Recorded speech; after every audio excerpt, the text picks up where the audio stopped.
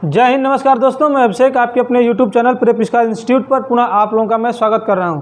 उम्मीद करता हूं कि आप लोग स्वस्थ होंगे, मस्त होंगे और आप लोगों की पढ़ाई भी है जो ज़बरदस्त तरीके से चल रही होगी। अगर आप इस चैनल पर नए हैं तो हमारे चैनल से अभी जुड़ जाइए, क्योंकि यहाँ पर आपको शिक्षक भर्ती की तैयारी जो है निःशुल्क कराई जाती है। और TET, CTET, DLED, BEd exam से संबंधित जो जानकारी होती है, सिलेबस जैसे डिस्कस करना और ऑल अबाउट जो भी जानकारी होती है, मैं इस चैनल के माध्यम से आप लोगों को देता रहता हूं।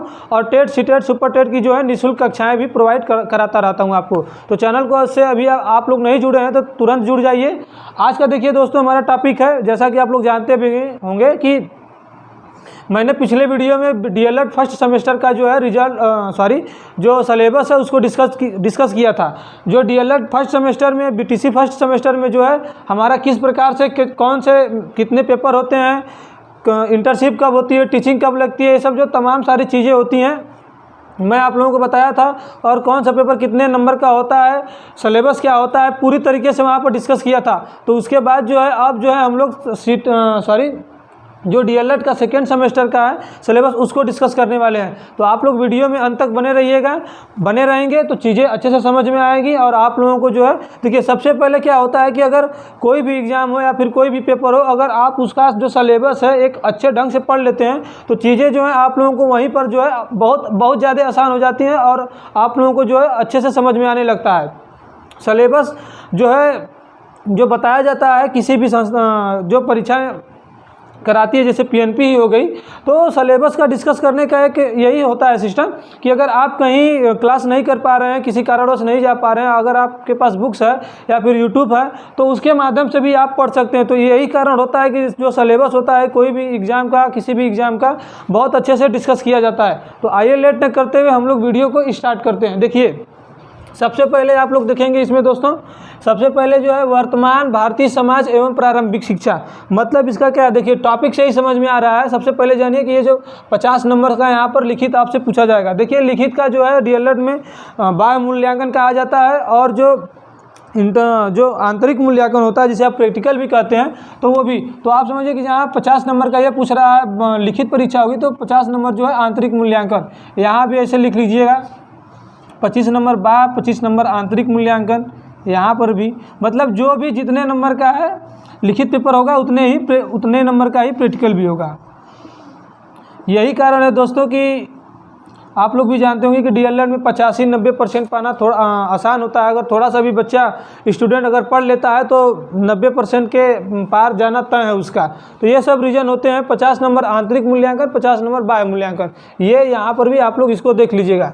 तो सबसे पहले समझ लेते हैं पहले टॉपिक के बारे में, वर्तमान भारतीय समाज एवं प्रारंभिक शिक्षा। अब देखिए, जो वर्तमान भारतीय समाज है इसमें शिक्षा के परिपेक्ष से, जो शिक्षा के परिप्रेक्ष्य से वर्तमान भारतीय समाज है और प्रारंभिक जो हमारी शिक्षा थी, प्रारंभिक शिक्षा का मतलब होता है कि देखिए, जो हमारी प्रारंभिक शिक्षा थी, जैसे भारतीय इतिहास जब पढ़ेंगे तो प्रारंभिक शिक्षा वहाँ से स्टार्ट होती है। और उसके बाद जो प्रारंभिक शिक्षा आप लोग जहाँ भी जानते होंगे कि DLED आप लोग BTC कर रहे हैं, तो जाहिर सी बात है कि आप लोग प्राइमरी शिक्षक बनना चाहते हैं, तो प्रारंभिक शिक्षा वहाँ की भी उससे भी मतलब यहाँ पर होता है। तो कक्षा 1 से लेकर 5 तक और 6 से लेकर 8 तक प्रारंभिक शिक्षा इसी को ही कहा जाता है। और प्रारंभिक शिक्षा इतिहास से भी कहा जाता है, जैसे प्रारंभिक शिक्षा। अब इसमें देखिए, पूछने का जो सिस्टम है, इसका जो टॉपिक होता है, जैसे शिक्षा का क्या अर्थ है, शिक्षा के क्या प्रकार हैं, शिक्षा के उद्देश्य क्या हैं, शिक्षा को प्रभावित करने वाले कारक कौन से हैं, शिक्षा के प्रकार में जैसे हो गए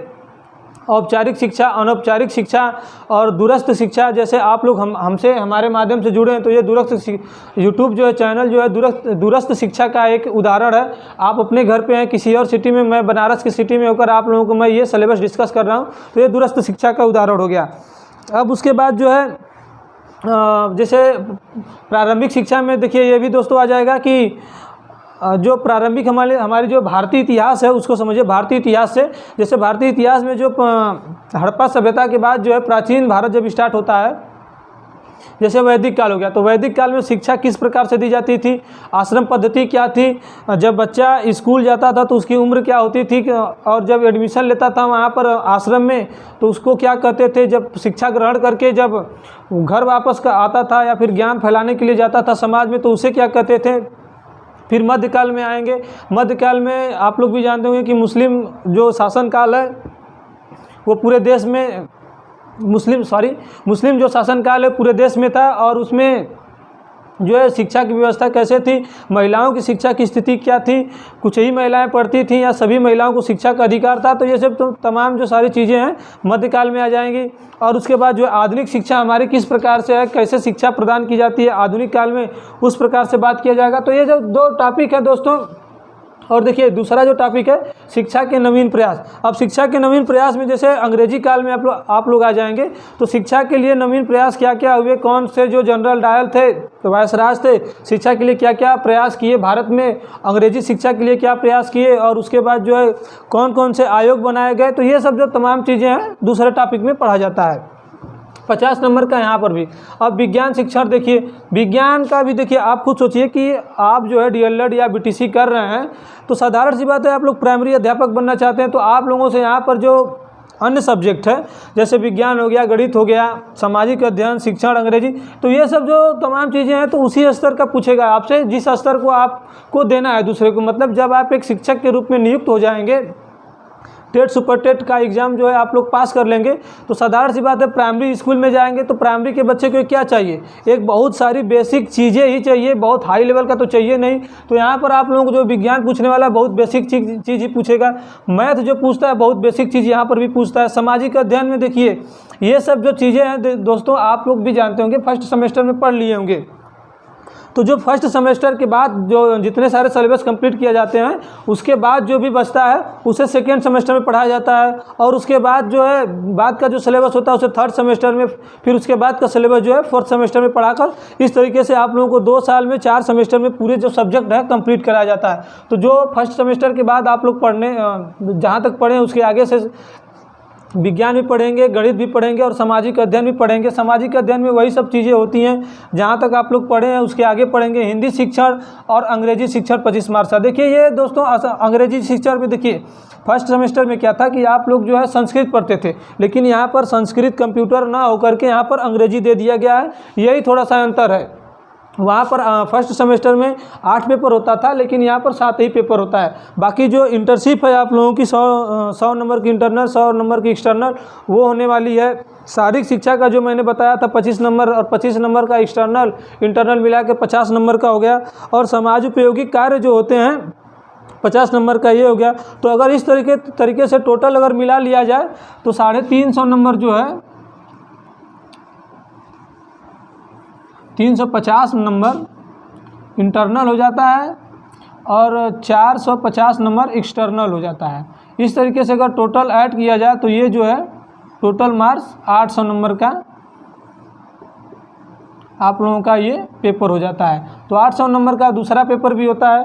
तो ये सब जो चीज़ें हैं दोस्तों सेकेंड सेमेस्टर के बारे में पूरा सिलेबस यहाँ पर डिस्कस किया गया है और पूरा सिलेबस डिस्कस किया गया है। और देखिए जो मैंने आंतरिक रूप से जो इसका सिलेबस है अंदर से क्या है मैंने भी आप लोगों को बताया, और जो आप लोग फर्स्ट सेमेस्टर में पढ़े हैं उसके आगे से ही पढ़ाया जाता है। कुछ नई चीज़ें और बहुत बड़ी चीज़ें नहीं होती हैं, बहुत सारी बेसिक चीज़ें ही होती हैं। अगर आप लोग जो है एग्ज़ाम के टाइम भी आप लोग भी जानते होंगे कि ज़्यादातर स्टूडेंट जो होते हैं DLED का एग्ज़ाम टाइम में श्योर सीरीज गाइड उठाते हैं और उसी को पढ़कर दे देते हैं और आराम से 85% 90% पा लेते हैं। तो अगर यहाँ पर आप लोग पहले से ही कहीं YouTube चैनल पे क्लास ले रहे हैं या फिर कहीं और क्लास ले रहे हैं या फिर कोई गाइड पढ़ रहे हैं, पहले से ही पढ़ रहे हैं, 6-6 महीने का आप लोग जानते हैं सेमेस्टर होता है, तो यहाँ पर 90-95 पाना आराम से बहुत बड़ी चीज़ें नहीं है, आराम से आप लोग पा जाएंगे। तो उम्मीद करता हूँ कि सेकेंड सेमेस्टर का ये जो सिलेबस है दोस्तों आप लोगों को बहुत अच्छे से समझ में आया होगा। अगर समझ में आया हो तो वीडियो को लाइक किए बिना नहीं जाइएगा, क्योंकि थोड़ा सा आप लोगों को जो लाइक करते हैं वही हमारा मोटिवेशन का काम करता है और मैं आप लोगों को जो है डेली बेस पे हमेशा वीडियो बनाता रहता हूं। तो चलिए अब अगले वीडियो में बात करेंगे तीसरे और चौथे सेमेस्टर की, एक वीडियो देंगे, सिलेबस कंप्लीट हो जाएगा तो उसके बाद जो है सीटेट की हो सकता है तो क्लास आप लोगों की चलाई जाए। चलिए मिलते हैं अगले वीडियो में, तब तक के लिए जय हिंद जय भारत।